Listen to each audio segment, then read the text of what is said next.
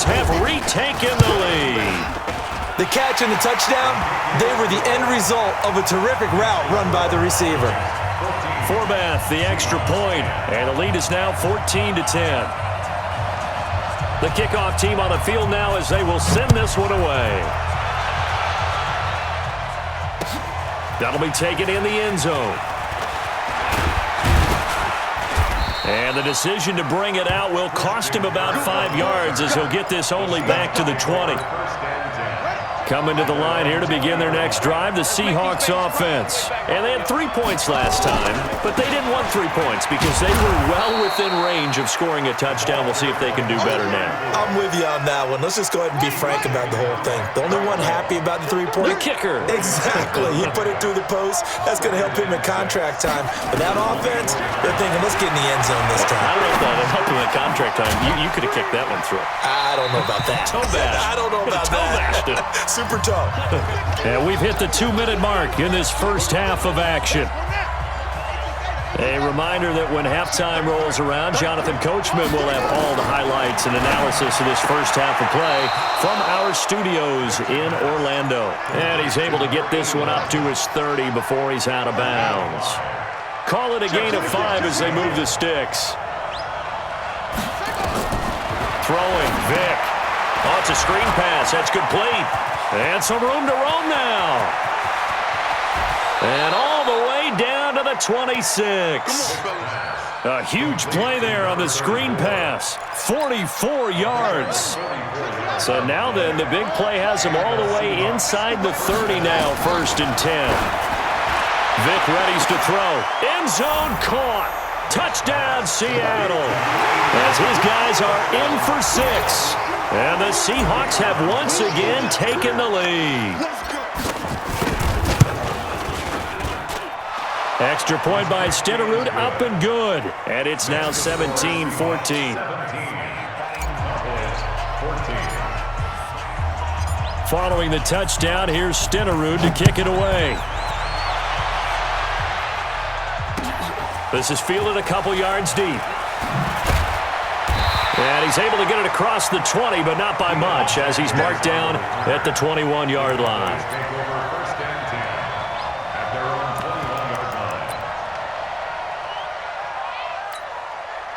The Dallas offense here set to begin the drive. And Charles, the way touchdowns have come so fast and furious for both sides in this thing, it's starting to feel a little bit more like maybe a tennis match in a football game. Yeah, I like your description there. Maybe we're sitting in a nice royal box watching this type of a game. But let's face it, right now, the way it's going back and forth, it's going to come down to who can get a stop.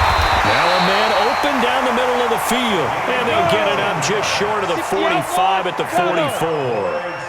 19 yards the pick up there. Move the chains.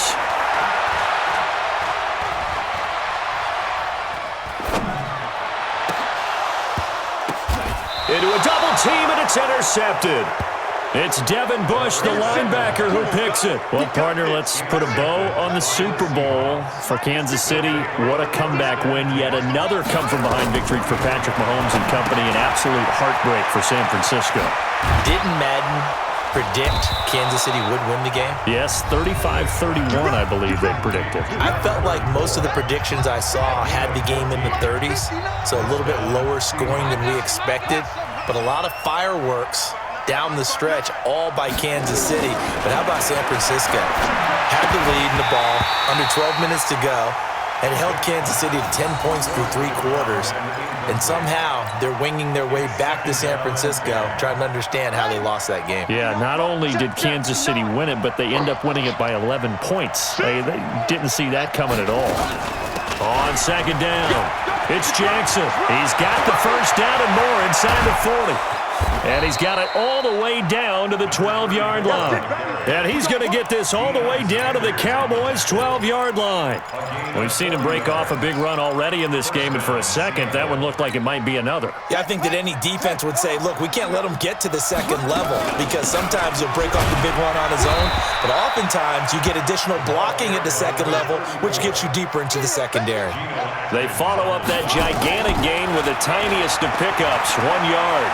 Dancing to his left. Open man is Kirk, complete. Now the Seahawks forced to use their 3rd and final timeout as they'll stop the clock with 12 seconds to go in this first half. Kelsey out in the slot right. Let's go, D. Vic on 3rd and 2. Flush to his right. Toward the end zone, but that's going to wind up incomplete. So they won't get a touchdown, but here's a chance to at least get 3 to end the first half. From the left, that's a chip shot here.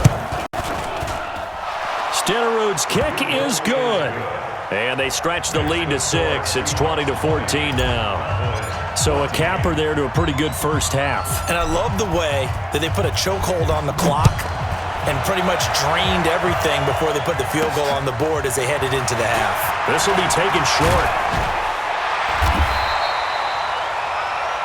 That's it for the first half. 2 more quarters to go. We'll have plenty more to see after the break. And we welcome you back live now inside the booth alongside Charles Davis. I'm Brandon Gaudin, set and ready to rock for the third quarter. The Seahawks with the advantage, and they get the football first as the second half is underway. This fielded a few yards into the end zone. And this return net's positive as he gets past the 25 and up to the 27-yard line. Coming to the line here to begin their next drive, the Seahawks offense. They have the lead. Now they'll be looking to extend that lead. And this is where I enjoy talking about one of my favorite subjects, tendency breakers, or counters as I also like to call them. You've done things in a certain way in the first half, and they've had the ability to see what you've done. They're going to make their adjustments. So guess what? You adjust yourself and try and stay ahead of the pace because you are looking for some separation in this ballgame. The adjustment to the adjustment. Without a doubt. Show them one thing, hit them with something else. The throw on second down from Vic, incomplete. An incomplete pass on that last play, and that means they'll need to come up with something here on third down. Vic to throw it. Steps away to his left. Now he'll let it go deep down the left sideline. And that'll be incomplete. Well, they took their shot all right, but it comes up empty, and it's fourth down. Sure, that pass was incomplete as they made an attempt to get a big one downfield. But that's okay because the second part of that is if you don't get the completion, at least you've told the defense you're trying to stretch them out a little bit, and they may have to change accordingly.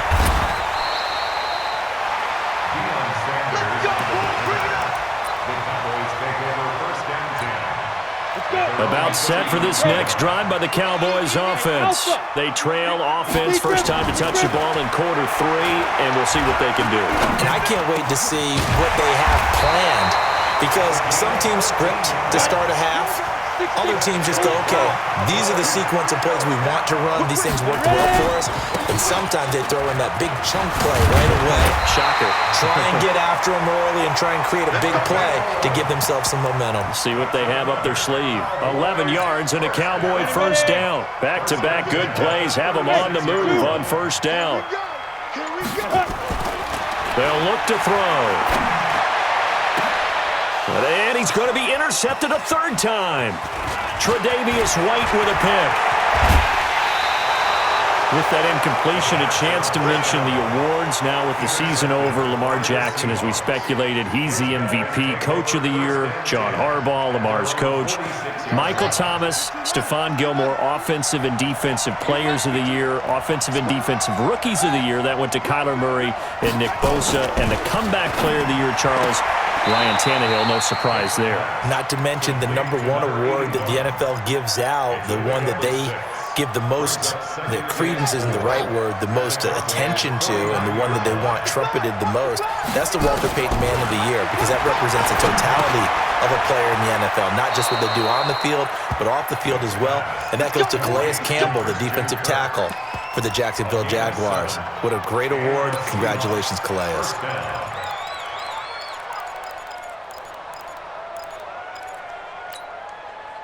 Vic now hitting on 2/3 of his passes, 10 for 15 so far. 1st and 10. They run on first down with Jackson. And very little there. He might have gotten a yard. Yeah, I think he got a yard to the 41. When we talk about Luke Kuechly, you can't talk about his overall game without talking about his intelligence and how he controls the whole defense. He quarterbacks that defense, and at times, Rush coming, and he's taken down. Leighton Vander Esch wreaking